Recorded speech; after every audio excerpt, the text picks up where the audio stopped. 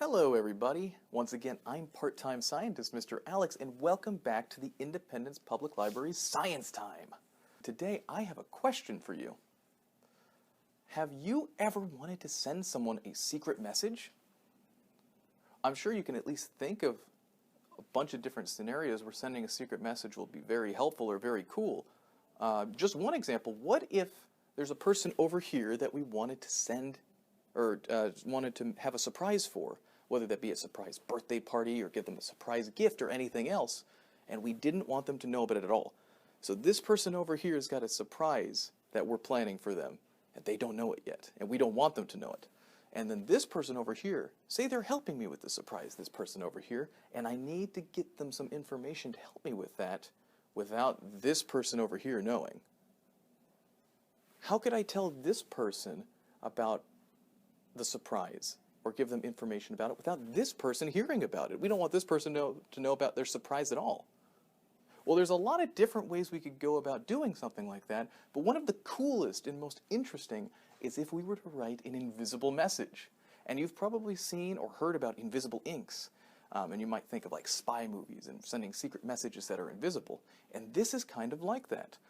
In particular, we're going to be using lemon juice to create our own invisible messages that we can send. So to get started, we're going to need lemon juice, either already squeezed like this, or if you've got a fresh lemon, you can squeeze your own. We're going to need Q-tips so that we can dip into the lemon juice and then write with. And we're going to need a little container that we can put the lemon juice into to dip the Q-tip into. We're also going to need a piece of paper, ideally a nice bright white piece of paper like this to write on, and we're going to need to think of a message in our head that we're going to be able to write. And then finally, you need to have someone that you're going to send the message to who knows how to make it visible so they can actually read it. So there's no coincidence that I brought up the surprise earlier on, because actually here at the library, Miss Jo and I have been thinking about a surprise for Mr. Eric for a little bit. But now is the time to actually get the surprise out and ready for him. And I need to have Miss Jo know that without Mr. Eric knowing that there's even a surprise in the first place.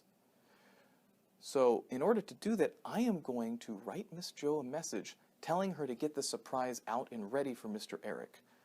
But I'm going to do it on invisible ink using the lemon juice so that Mr. Eric, even if he sees the letter, he's not going to know there's a message there.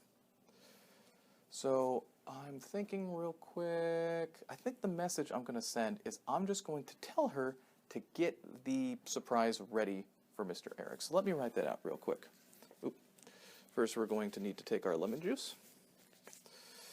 We're going to pour a little bit into this cup. Perfect. Put the cap back on that so we don't spill anything, of course. Now we've got our cup full of lemon juice. Be careful not to make too much of a mess with this. And we're going to dip our Q-tip in there. And kind of like when painting with watercolors, it's a very similar thing. You should be able to see when you're writing on the piece of paper what you've written because the paper will be wet. But as soon as it dries, after just, existing in the room temperature for a while, it should become invisible. But I'm going to write the message to Miss Jo real quick. You probably want to go kind of slow on the paper to make sure that it's coming out exactly how you want it to. And I can't tell if you can see that or not, but you might be able to see the reflection from what I've already written. It's still damp. There we go. Right now it just says hello, but I'll get the rest of the message written up real quick.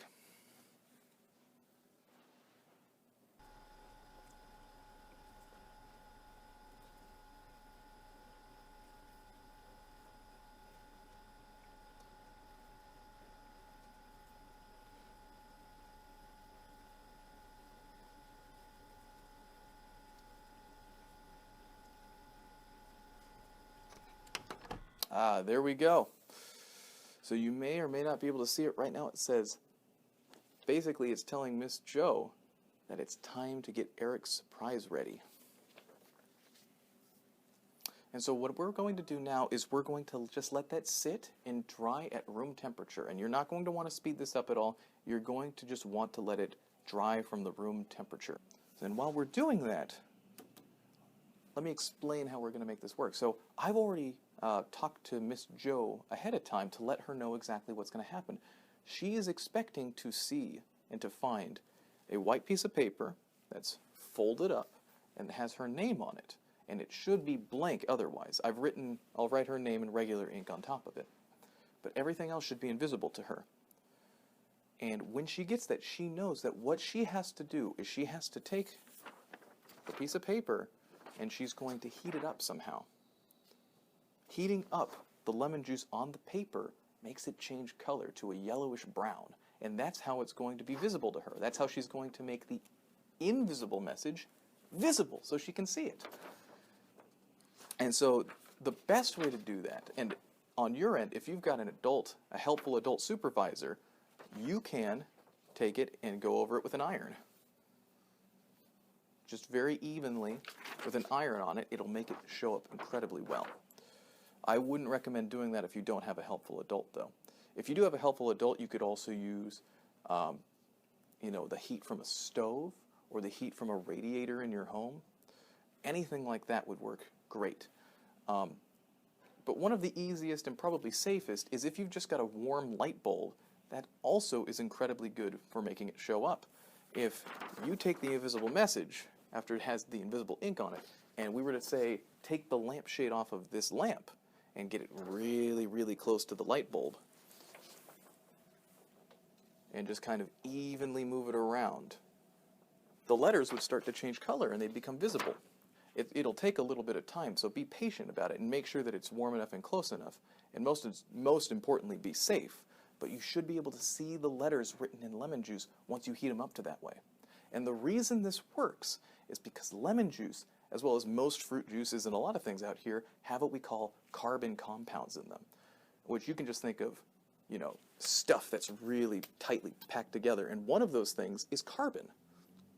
Carbon, a very common element in the world. And when we fill that with energy, in this case heat, it'll shake with all the energy until it breaks apart. And with the freed carbons just kind of floating out there, they'll touch the oxygen in the air, and the reaction turns them brown, brownish yellow, which will make them visible. And we'll see that in just a little bit. We're going to make the oxygen in the air react with the carbon in the lemon juice by heating it up and freeing the carbons from the lemon juice. Okay, and I'm going to let this dry for a little bit more, and then I'm going to set it out in a spot where Miss Jo should hopefully be able to find it, and Mr. Eric won't be able to read it. Oh, for Miss Jo only. Ooh, interesting.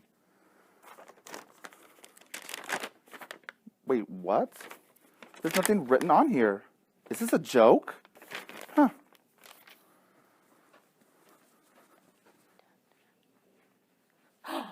Ooh, for Miss Jo? Wow. Oh, this must be the letter from Mr. Alex. I better go decode it right away.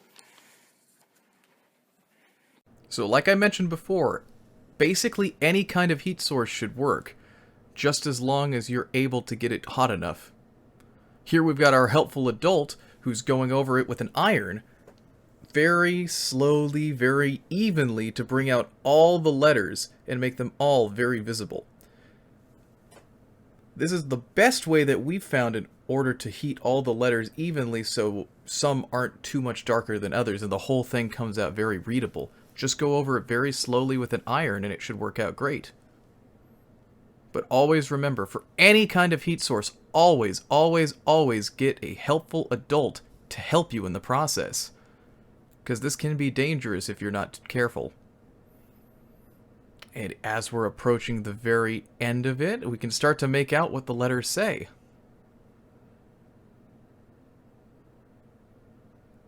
For this test piece of paper, what do you know? Science time!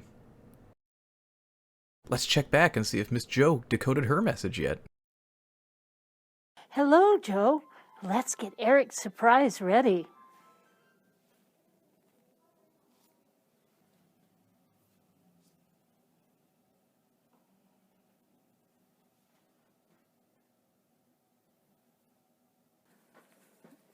Oh, a note to Mr. Eric.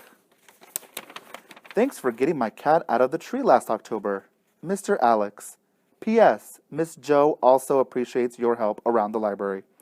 Oh, that's very sweet. It's a gift for me. Wow! A gift card to my favorite restaurant. That's great.